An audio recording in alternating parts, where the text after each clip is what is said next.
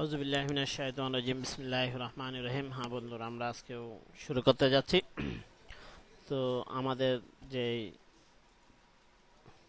উদ্দেশ্য, যাতে আপনারাও সেটা সম্পূর্ণভাবে উদ্দেশ্যটা পূরণ করতে পারেন, যাতে আপনারাও উইন্ডোজ 7-এর কন্ট্রোল প্যানেল সম্পর্কে সাধারণতভাবে যে অভিজ্ঞতা দরকার, যেটা জানা প্রয়োজন, সেটা আপনারা যেন জানতে পারেন। হ্যাঁ, চলুন আমরা এখন সেখানে যাচ্ছি। আজকে আমরা ইনশাআল্লাহ শিখবো যে network, phone and modem. Phone and modem, এখানে আমরা যদি ফোন অ্যান্ড মডেমে আমরা ক্লিক করে, তাহলে আমাদের জন্য ফোন অ্যান্ড মডেমে সেটা কোথায় থেকে কীভাবে এগুলি আমাদের কি করতে হবে, কোড যেগুলি প্রয়োজন সেগুলো দিতে হবে। এটা সম্পর্কে আমি বিস্তারিতভাবে বেশি আলোচনা করতেছি না।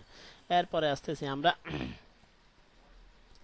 আচ্ছা এটা রিমোট ডেস্কটপ, আচ্ছা remote app and desktop connection.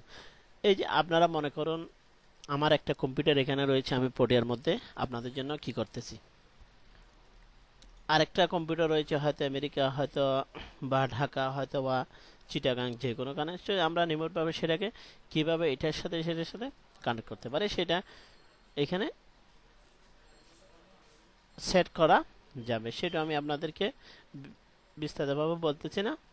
এরপরে আসতেছে আমাদের text and star menu. Text and star menu, text bar and star menu, এইটা সম্পর্কে আমরা যখন স্টার মেনু আমরা এখান থেকে সেটাকে সবসময় যে ওপেন করি বা খুলি, এখান থেকে আমরা সেটাকে খুলি। তো আমাদের কন্ট্রোল প্যানেলের মাধ্যমে এটাকে আমরা কি করতে পারি, ওপেন করে বা দেখতে পারি। তখন আমরা এভাবে ক্লিক করব, তখন আমাদের জন্য এটা টেক্সট বার বা স্টার মেনুটা ওপেন হবে। এর প্রপার্টি যেটা আছে সেটা রয়েছে, এই যে আপনারা দেখতে পাচ্ছেন।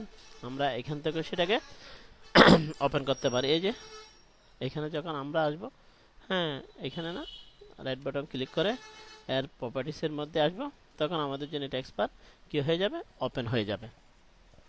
এরপর আমরা এখান থেকে ওপেন করতেছি। এই যে আপনারা এখানে দেখতেছেন টেক্সট বার, স্টার মেনু এবং টুল বার কিভাবে আমাদের হবে। এই আপনারা যে এখানে দেখতে পাচ্ছেন টেক্সট বার, তো এখানে কিভাবে লক দি টেক্সট বার, আপনারা এটা টেক্সট বার এইটা যখন কি রয়েছে, এই অপশনটা ঠিক শূন্য রয়েছে, তখন আমরা টেক্সট বারটা দেখতে পাচ্ছেন। যদি এটা না থাকে তাহলে আমরা দেখতে, এইভাবে আমি এই একটু করে করে দিয়েছি, এটাকে রিমুভ করে দিয়েছি, অ্যাপ্লাই করতেছি, তখন আপনারা এখানে টেক্সট বারটা কি করতেছেন দেখতে পাচ্ছেন। এরপরে যখন আমরা ওপেন করে ওকে করতে হবে, এরপর আমরা আছে অটোমেটিক হ্যান্ড টেক্সট বার, এটা কি হয়ে যাবে হ্যান্ড। আমি আপনাদেরকে একটু দেখাচ্ছি, যখন আমাদের মোuse পয়েন্টার এভাবে আনতেছি, এই যে সেটা কি হচ্ছে না, আমাদের জন্য কি হচ্ছে না, হাইড হচ্ছে না বা দেখা যাচ্ছে না, বা দেখা যাচ্ছে সেরকম হচ্ছে না। এখন এটা কি অনলি দেখাই যাচ্ছে। যখন আমরা এটাতে ক্লিক করে দেব এবং অ্যাপ্লাই করে দেব, তখন আপনারা দেখতে পাচ্ছেন এই যে আমাদের টেক্সট বার এখানে প্রথমে আপনারা দেখতে পাচ্ছিলেন, এখন দেখতে পাচ্ছেন। এই যখন আমাদের এটা পয়েন্টারটা আমরা কি করছি, লাড়তেছি, তখন সেটা চলে গেছে। এই যে এইখান থেকে অনেকে দেখতে পাবেন যে এরকম করে কি করে থাকে, অনেকে টেক্সট বার হাইট থাকে বা লুকিয়ে থাকে। এইভাবে আপনারা যখন মুভ পয়েন্টার আনবে তখন দেখতে পারবে, কারণ সেটা কোথাকার থেকে, এখান থেকে কি করতে হয়, সিলেক্ট করতে হয়।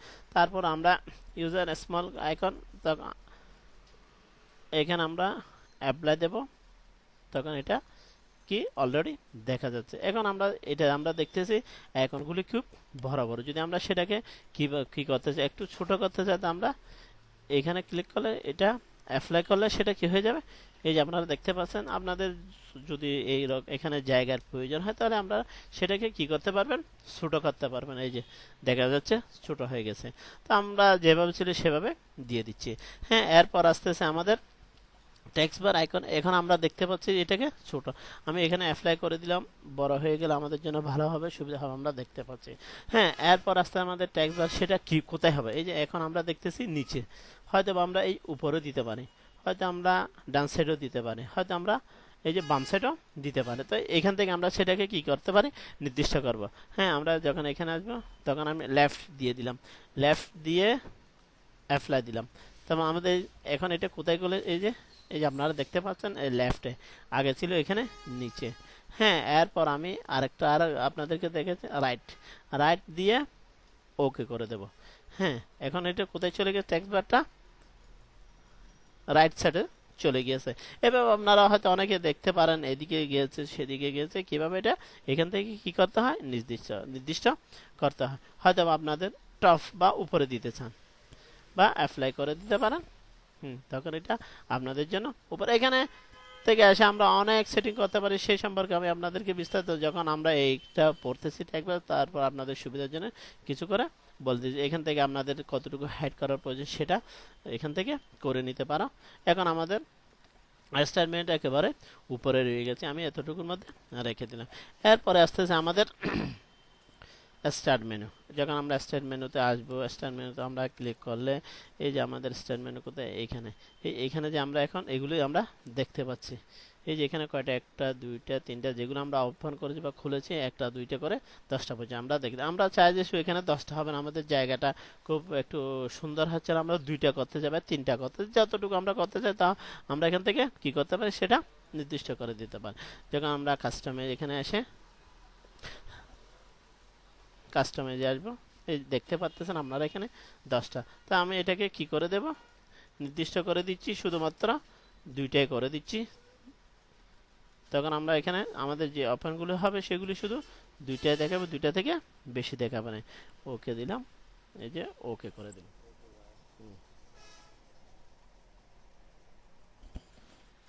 Apply okay. এখন আমরা এখানে দেখতে পাবো কয়টা আমাদের, এই আপনারা দেখতে পাচ্ছেন শুধুমাত্র 2টা দেখাচ্ছে। এবং আমাদের যে শুধু কয়টা এখন দেখা যাচ্ছে, 2টা। আমরা যত এখানে আমরা যদি 20টা চাই তাহলে আমাদের 20টা হলে এখানে জায়গাটা বেশি হয়ে যাবে। আর এইগুলি আমরা এখান থেকে কি করতে পারি সেটা চেঞ্জ করতে পারি।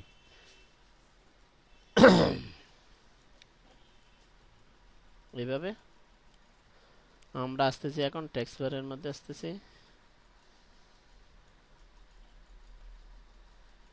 প্রপার্টিজের মধ্যে যাচ্ছি।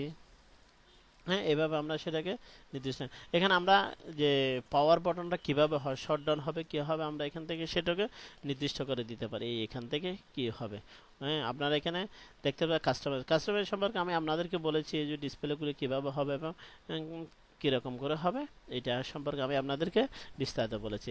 এরপর আসতে টুলবারের মধ্যে আমরা কি কি টুলবার এখানে ওকে করতে বা নির্দিষ্ট করতে, এখান থেকে আমরা সেটা নির্দিষ্ট করতে পারি। এরপরে ইনশাআল্লাহ আপনাদেরকে পরের লেকচারের মধ্যে ইনশাআল্লাহ জানাবো। আজকের জন্য এতটুকু। ওকে, আল্লাহ হাফেজ, আসসালামু আলাইকুম।